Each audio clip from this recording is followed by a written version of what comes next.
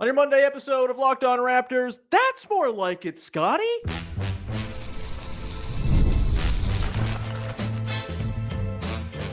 You are Locked On Raptors, your daily Toronto Raptors podcast, part of the Locked On Podcast Network, your team every day. Hey, what's going on? And welcome to another episode of Locked On Raptors, part of the Locked On Podcast Network, your team every day. It is Monday, October the 20th, opening week, baby. The Raptors are back. It's a thrill. I'm very excited, and I am your host, Sean Woodley. Been covering the Toronto Raptors now for 12 seasons on various platforms. You can find all my work over on Blue Sky. You can find the show on Instagram. You can join us in the Locked On Raptors Discord server. Link in the description of the podcast. 100% free to join. We'd love to see you in there to start the season. Come talk about the games as they happen. Talk about the games after they happen. Talk about the Blue Jays. The Blue Jays, Game 7, baby. Yes, let's go. I am ready to go today. Today's show is brought to you by our friends over at FanDuel. Right now, new customers can bet just $5. And if your bet wins, you get $300 in bonus bets to use across the app. Head to FanDuel.com to get started. And we will get started here on your Monday edition of Locked On Raptors, our final preseason game recap. Woo! We made it through the interminable preseason. The Raptors finish up 4-2, finishing off with a 114 win over the Brooklyn Nets on Friday night, featuring a Brandon Ingram game-winning dagger late on in this one. Scottie Barnes turning it out. We'll talk about him big time in today's game, kind of finding the blueprint for how he can exist within this Raptors offense. We saw the rotation patterns get pretty solidified, it seems, as well. We got the good, the bad, and the as we always do.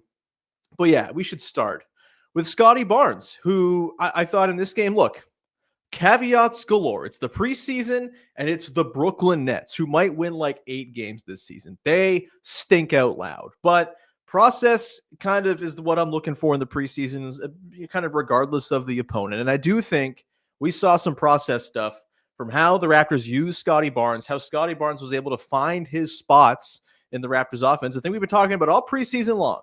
Where can Scottie Barnes get his? Where can he fit in with the Raptors starting 5 to, affect winning basketball, to be a contributor in the offensive end in an evolving offensive role where he's no longer the guy who's being asked to create on the lion's share of possessions. Brandon Ingram's doing that. Quickly's doing that.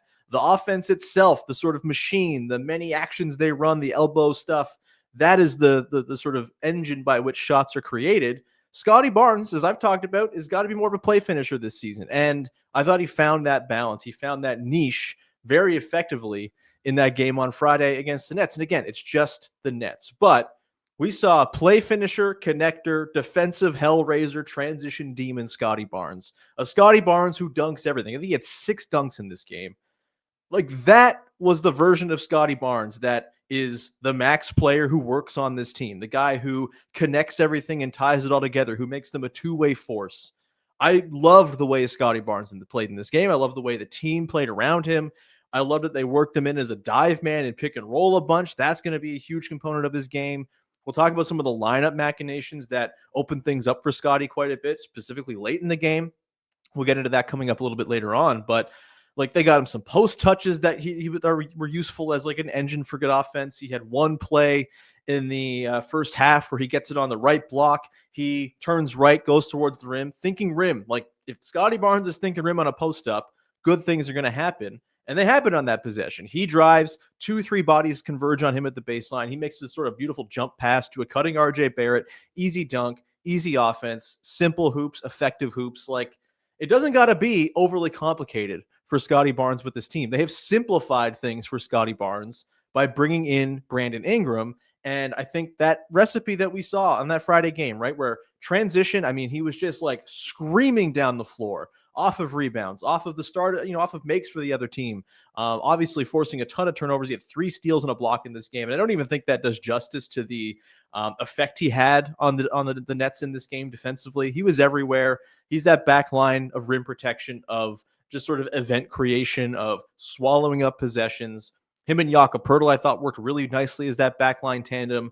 Like, just, 31, 6, 4, 3 steals, a block, 10 of 15 shooting, 11 of 12 from the line. That's the other thing, too. Like, there's no reason Scottie Barnes can't be getting to the line 6-7 times a night, right? This has always been a thing where I think it comes from the sort of passive nature of the way he operates in the mid-range, right? We've seen this sort of turnaround jumper become this go-to shot for him. I don't think we saw a single one of those turnaround jumpers in this game against the Nets. His mid-range jumpers were all ones that he stepped into, driving in from the perimeter, attacking a closeout, stepping into that 12, 14-foot office of his and knocking it down.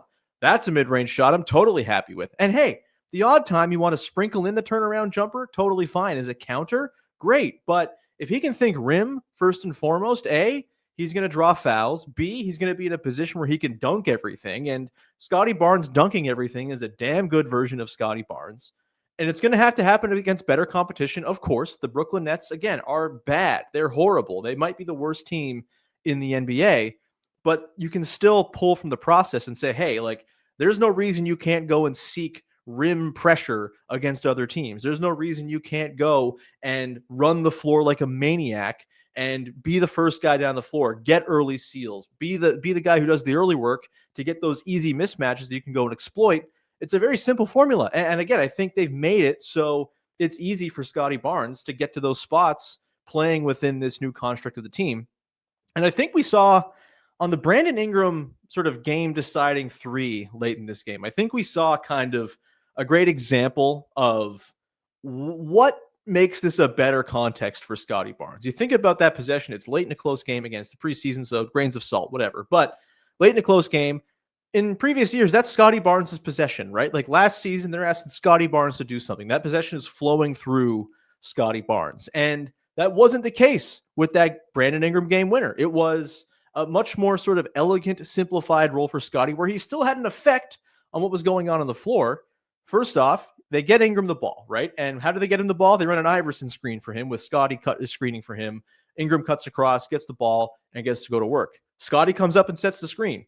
I think that Ingram-Scottie pick and roll, really interested to see how that works. Yeah, sometimes other teams are going to be able to switch that because you'll have like-sized defenders on the two of them, but they're not always going to. And in that game, in that possession against the Nets sent two to the ball.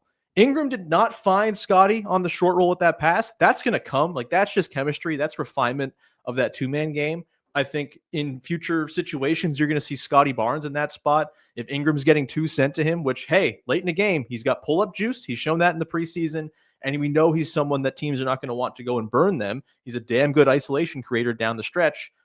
If they're going to send two to the ball there, all of a sudden, easy slip pass to Scottie Barnes, and he's got a 4-on-3 at the free throw line, which is a pretty devastating thing for another team to have to deal with. And, whether you create a wide open corner three for Emmanuel quickly as his man helps over, or you find a Jakob Poeltl for a dunker spot dunk or lay down. I guess Poeltl wasn't in the floor at that time. It was Barrett and Ochai Agbaji. So maybe you spray it to one of those guys. Maybe one of those guys cuts baseline as you got that 4-on-3 working. Whatever it is, that's going to be a weapon for the Raptors once they get that two-man connection down. And obviously, Ingram ends the possession by throwing it off to quickly, gets it back, hits the three, game over. All great stuff. That's not a shot Scottie Barnes has in his bag. He's not taking that pull-up three off the wing and successfully hitting it, 80% of the time or whatever it is. Ingram can hit that shot, and Barnes is freed up to just do the other stuff, right?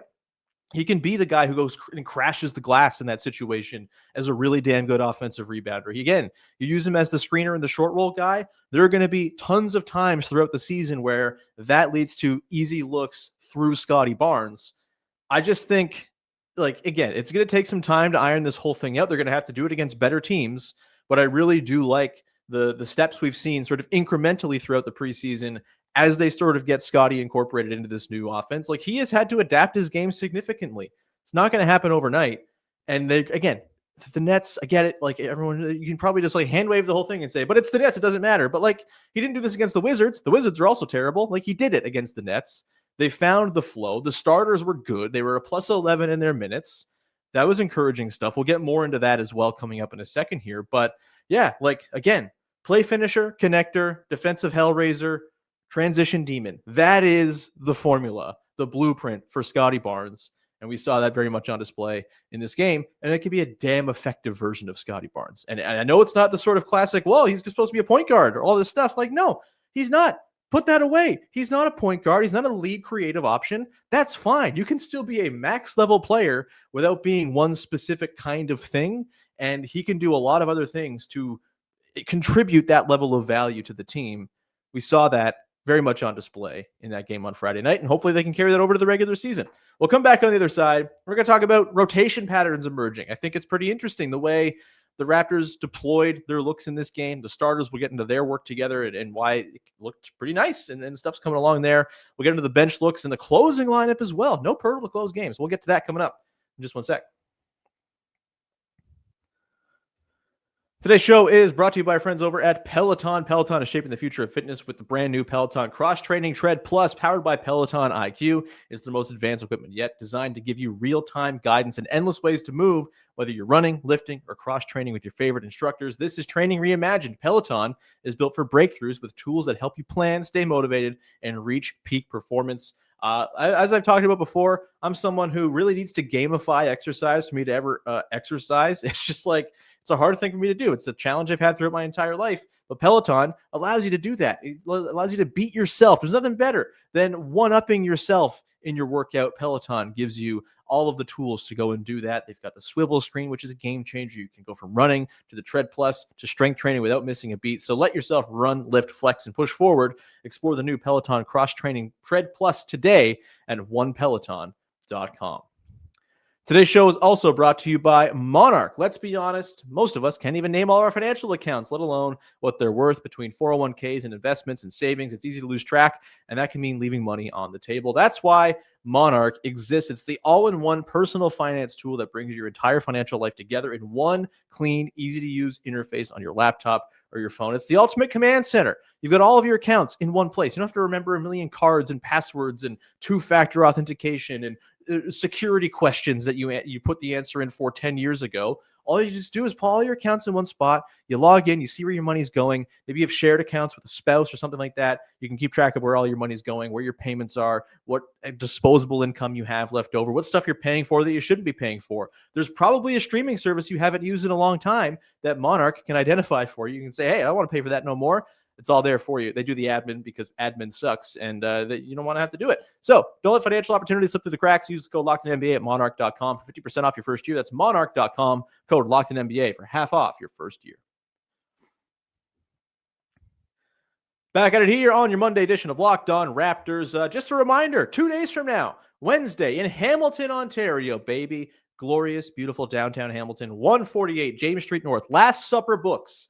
Great little local bookshop we got here in Hamilton. I'll be hosting a watch party. You can come hang out. It's 100% free. We're going to watch the game. We're going to do a little book exchange. If you have a basketball book you've read before that you want to exchange for and you haven't read, bring it on in. We'll talk some books. We'll watch the game. We'll have some drinks and snacks. It'll be great. We'd love to see you there. And you can RSVP at the form in the link to at the form linked in the description of the podcast. Last Supper Books, 7 p.m. doors. Come watch Raptors Hawks with me in Hamilton. I know there's other people who do watch parties and stuff in Toronto. That's fine. Take the train to Hamilton, baby. It's very easy. 100% free. Love to see you there. Okay, let's continue on. Talk about lineups, rotation patterns, kind of emerging, it seems, in this game where, look, frankly, I was shocked that the Raptors played a full rotation in this game. Usually the last preseason game, you're just like, all right, let's get through this, not hurt anybody. Maybe we just start, rest the starters or whatever. I guess it was Brandon Ingram night at the bank on Friday. And so, they wanted to get Ingram some run. He played 34 minutes. That was cool to see. He hit the game winner. That's fun. Good to see the starters get the run in the home game. I'm kind of absolving them of benching all their starters in the previous home game. Just didn't think they were going to play other guys in the last preseason game, but they did. And I think it gave us some pretty good sort of insight as to how Darko Rajakovic is going to want to deploy his guys over the course of 48 minutes. And look, the starters got plenty of run, and I think looked pretty good. Probably their best, series. I mean, they've only played 2 games together, but looked better in this game, a little more sort of start to finish than they did in the previous game where they got kind of waxed in their first stretch against the Celtics and then kind of figured it out in their second and third stretches. But in this game on Friday, plus 11 across 40-ish possessions, 38 on offense, 40 on defense. They look pretty good. Offensive rating goes through the roof, I think, for this lineup. If Jakob Poeltl doesn't miss some looks he's like typically money on, there were like 4 or 5 just Jakob Poeltl bricks that usually are just like easy lay-ins or push shots that are going to go down, I think, once he shakes off the rust. Maybe he gets to ditch the mask sometime soon. Don't know if that's playing into it, but I thought they created a lot of good stuff. And I do think you saw there, Poeltl is going to be someone who's just a benefactor of all the guys they have who can put the ball on the deck and make something happen. There's just going to be a lot of easy looks for him on the roll, in the dunker spot, that type of stuff. Just kind of seeping into space, that thing he does, right? Where 8 feet from the basket, he can just kind of seep into a spot where a drive is coming and he can just be the easy guy to catch the pass. He's the outlet for someone driving into a bunch of bodies. So quickly find him for a couple. Barnes find him for a couple. And again, they didn't fall down, but those go down, and like the Raptors absolutely blitzed the Nets in the starters' minutes. Thought the process was really good. And again, in the half court, they created a lot. They also didn't spend that much time in the half court. They were running with reckless abandon in this game. And they just seem to be really dutifully trying to spend as much time as they can in transition or semi-transition. And that's a great recipe because you score more points more easily when you're in transition. That's just how it works. Even if you're mildly inefficient in transition, the more transition possessions you get, the better your offense is going to look. And I thought they did a pretty good job of just, again, very after every rebound, someone's leaking out. 2 guys are screaming down the floor, filling lanes. I think Quickly has been really impressive with just like getting the ball and just like quickly outlet pass right up to somebody who's filling the lane ahead of him. He's had a head on a swivel in that regard. Scottie again filling the lane beautifully. I just thought this was a really sort of cohesive looking lineup where, they're sort of go to the first blush thing they want to do is get into transition, run like crazy. And if they can't, and if they have to play half court offense, I do think they looked a little bit more sort of connected and tied together when they were on the floor together in this game. And I think the thing with me that I like a lot is I think this half court offense, like, again, it's not going to be like the top 5 half court offense in the league or anything like that. It's going to be somewhere middle of the pack, one would think, maybe slightly better than that when all 5 guys are on the floor together. But I do think the thing that they've got going for them is they can be very unpredictable. Like they will just have like 2 or 3 guys, a random assortment of the 2 or 3 starters involved in an action, and they have all kinds of different actions they can run with them. And it's kind of like a, take your pick guessing game as to who's going to be the guy you have to really worry about on a given possession. I think they do a really good job so far of having Brandon Ingram kind of work as a second side guy. The first action doesn't work. You'll have Ingram rip around a curl or something like that to catch at the top and go find something. Similar to kind of what they do with RJ Barrett, just on the left side of the floor. RJ usually comes out of the right corner. Ingram's been working out of the left corner a lot. Like I think that's a pretty fun little wrinkle you have where those guys come screaming in as the second side guys, and all of a sudden they're working downhill towards the rim. I just think, they're going to be unpredictable. They're going to be tough to guard in that, again, individually, they don't have a single advantage creator who's like, an absolute super duper star, but across the board, all 4 of Quickly, Barrett, Barnes, and Ingram can do something with the ball to make the defense think. Quickly can make defenses think with his pull-up shooting. I think his pick and roll passings looked really nice. He's had a really nice blend of sort of solid baseline creation. Nothing's like beautiful or incredible or off the charts, that you've never seen before, but just like basic, rudimentary, find Jakob Poeltl diving to the rim through a couple of bodies, feed it through a couple of limbs, get paint touch, kick to corner, like basic stuff like that. I think Quickly's been fine with that. And he's got great ball security as well. He doesn't turn the ball over very much. And then I think you weave those other guys in, and there's just like a lot of ways that they can go and create a shot out of their half court offense. And I think, again, like it's still going to be a work in progress. They're going to find certain matchups where they're going to have to, inject some spacing into the lineups and stuff like that. But I do think the starters look much better and more cohesive on offense, blending that transition priority alongside some pretty good intricate stuff in the half court that created a lot of good looks. Again, if Jakob Poeltl doesn't go 5 of 15 in this game, which is very rare for him, someone who shot a franchise best like 63% from the field last year, I think, you're going to see a much more productive offense out of how they're operating there. And I think Poeltl's going to be a benefactor of that. I think Barnes is going to be a benefactor of that. Barrett's going to be a benefactor of that. A lot of easy looks going around for these guys. I think it's, again, work in progress, but some encouraging stuff. And on defense, I thought they were pretty damn good too. I thought they were connected. I thought you saw that backline rim protection of Barnes and Poeltl. One of them was kind of always there to clean up stuff at the rim, coming over and help. I thought Brandon Ingram showed some pretty interesting stuff as like a tertiary rim protector coming in a pinch. And if you need that length to go and challenge a shot at the rim, he can go and do that for you. He had 3 steals in this game as well. Good with his hands. Liked what I've seen from Ingram on the defensive end as well. And then you get into some of the other rotation patterns that kind of emerged from this game. The bench looks, we saw an extended heavy run for the second unit look of Jamal, Shed, Grady Dick, RJ Barrett, Scottie Barnes, and Mamu. That lineup played, I think 30 possessions together. They were on the floor a bunch in the first and second halves. And then you have the Emmanuel Quickley, Jakob Poeltl, Ochai Agbaji, Brandon Ingram, Jakob Poeltl lineup, which had a little bit less run, but still, I think both of those lineups make a lot of sense. The Shed, Dick, Barnes, RJ, Mamu one, a little light on defense. You're asking a lot from Shed at the point of attack, and Barnes is the sort of mess cleaner at the back end to cover for Dick, RJ, and Mamu, but pretty dynamic offensively, that group. I really like, the Barnes-Mamu pairing, I think, is just going to open up so much for Barnes in terms of driving lanes, in terms of just kind of getting to his spots and drawing help, because, he's a load when there's like space for him to operate and there's breathing room in the offense. I think that's going to be a pairing that's a lot of fun over the course of the entire season. And then you have Shed, that lineup is leaning on forcing turnovers. Mamu got one, RJ got one, and then like a following possession, just kind of getting the steals, getting out and running. Shed obviously is going to really pressure guys at the point of attack into hopefully making mistakes. Barnes can just kind of jump into any passing lane at any time and make an event happen and get the ball going the other way. It's not going to be a perfect lineup, but against second units, I think there's a lot to like there, specifically on the offensive end, and the way they can kind of weaponize Barnes and just have a lot of shooting around him. That's always good.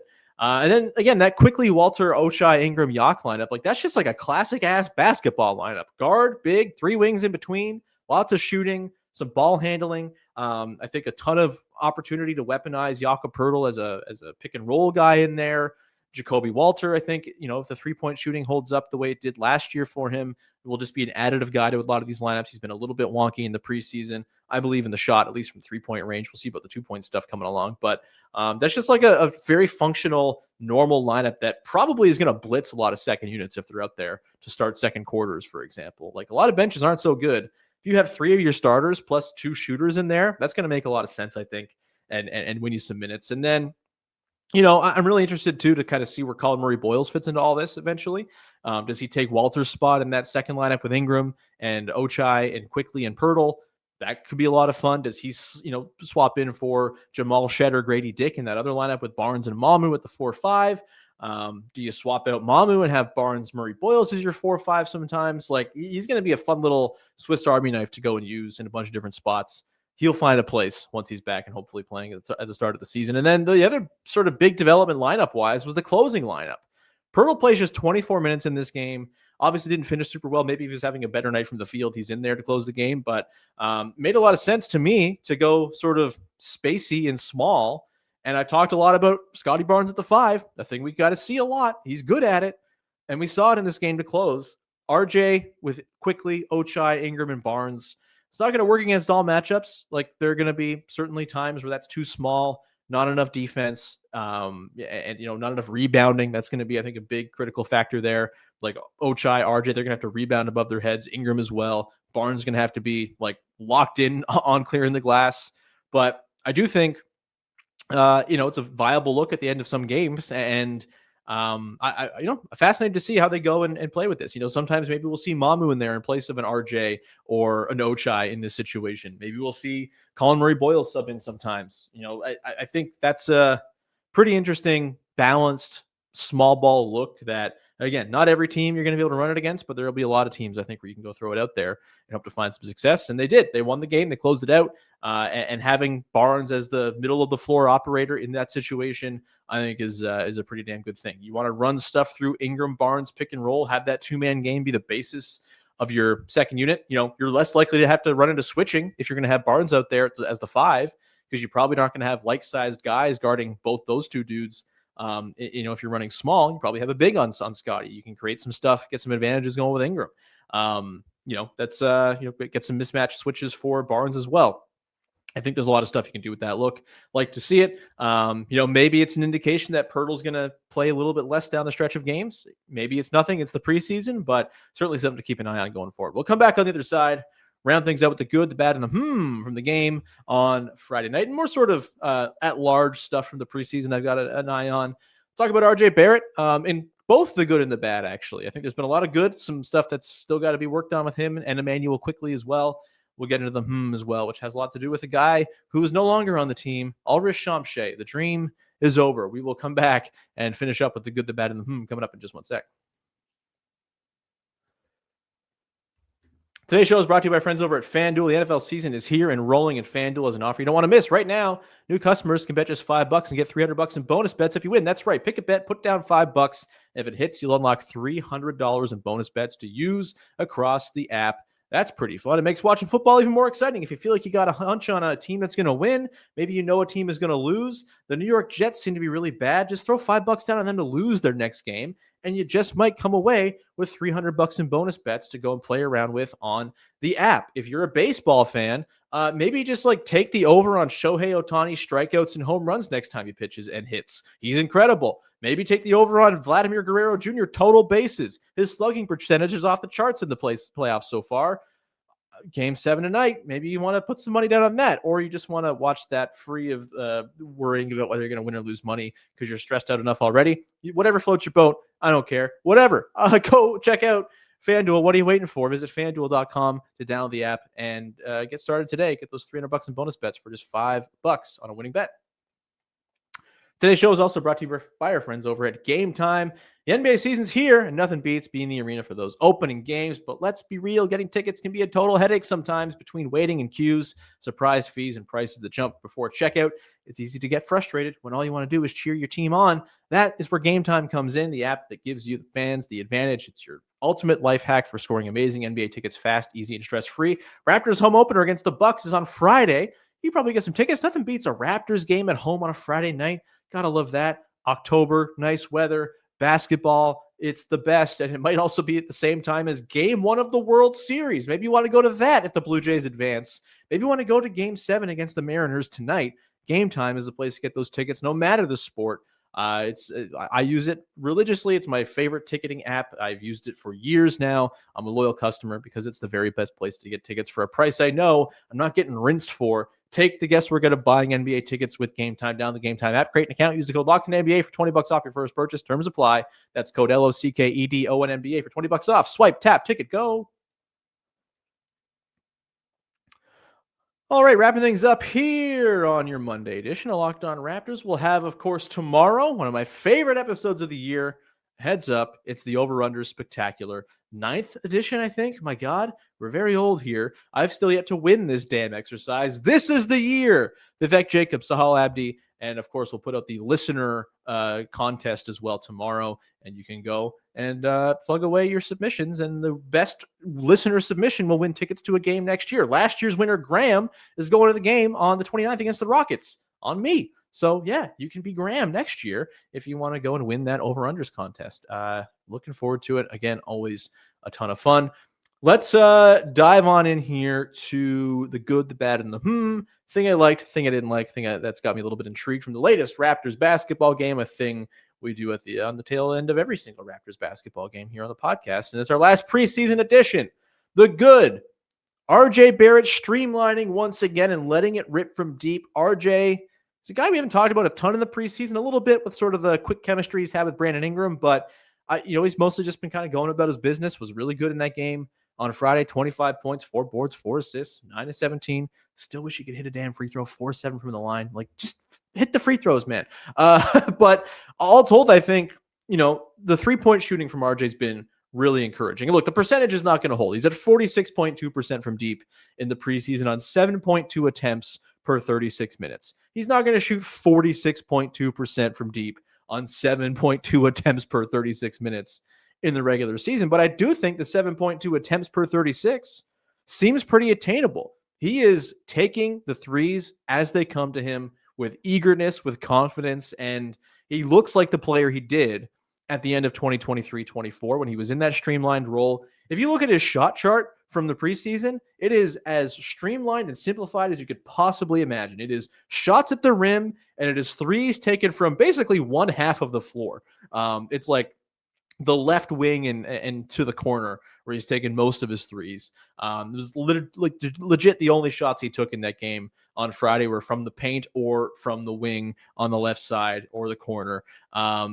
It's just like very, very streamlined. You're not seeing this sort of dilly-dallying possessions where he's got the ball and he's probing for a bunch of seconds and pick and roll actions. He's just taking it and going, getting it on the run. He's been awesome in transition, just like an absolute bull as he was back after the trade in 23-24.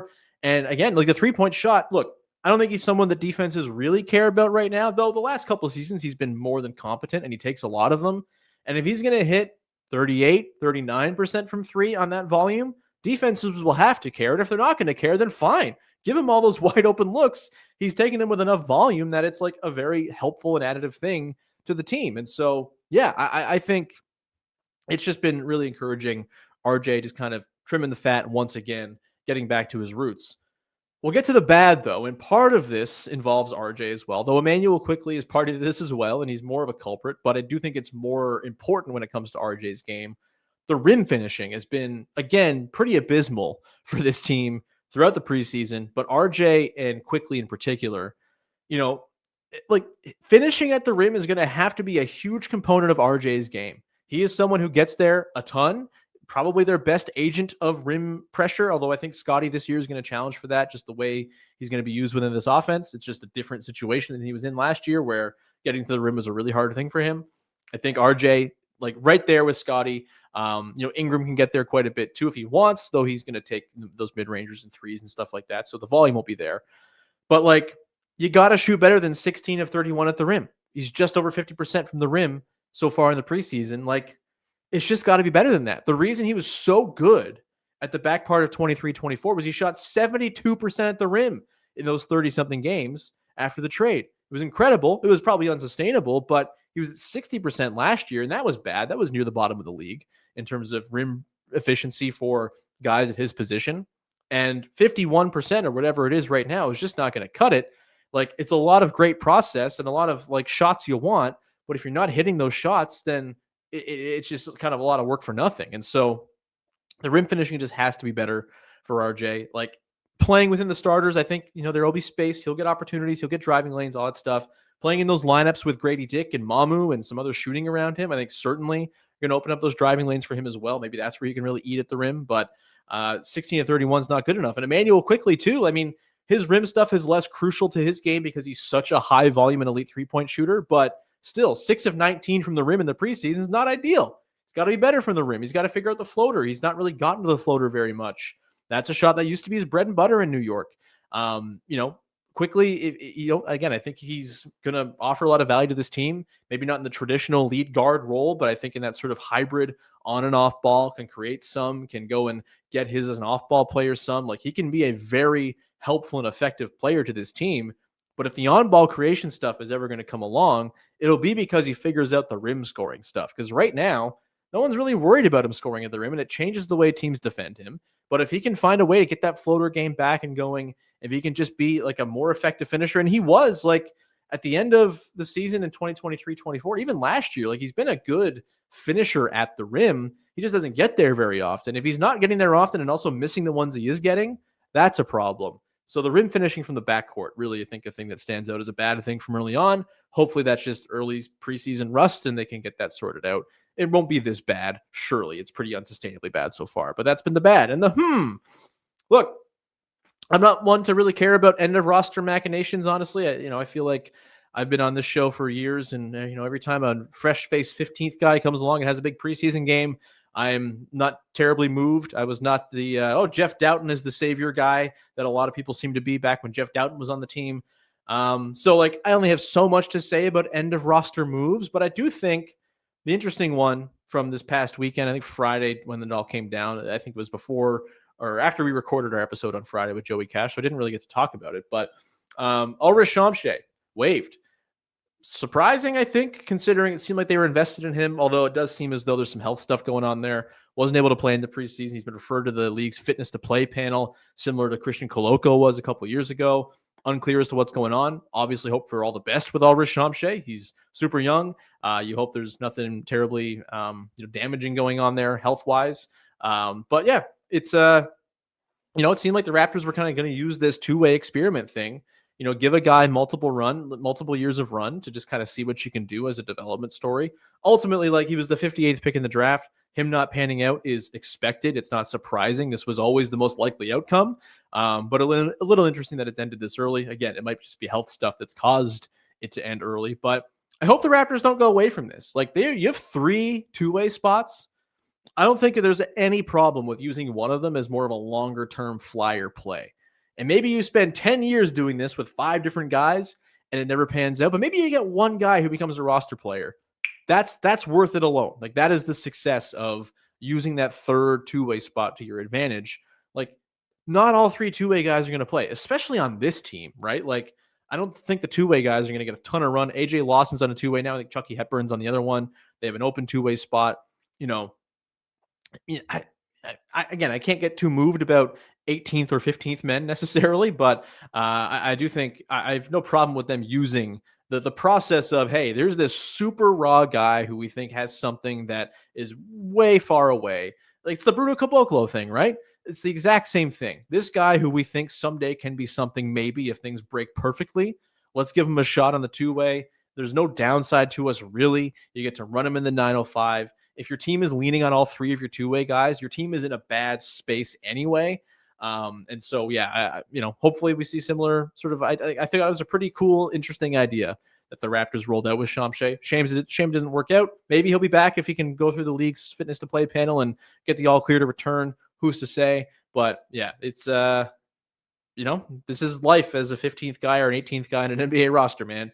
Things change real fast, and there's a lot of turnover there. But either way, we're going to leave it there. Thank you so much for rocking with the show. We'll be back again on Tuesday with our over-unders and props spectacular. Cannot wait. My favorite show every year with Vivek and Sahal. And then we got a game on Wednesday. Raptors-Hawks, baby. Cannot wait for that either. Of course, you can watch it with me at Last Supper Books in Hamilton. Come hang out. RSVP form in the link in the description of the podcast. You can come in and, watch some ball with some cool people at a cool bookshop. It'll be a great old time. And, loaded week. We'll have Katie Heindel on later this week. We've got the Friday home opener. It's fun stuff, man. We love it. This is why we do it. The games are here. We'll talk to you very soon. Thanks for hanging. Bye-bye. Ugh, terrible.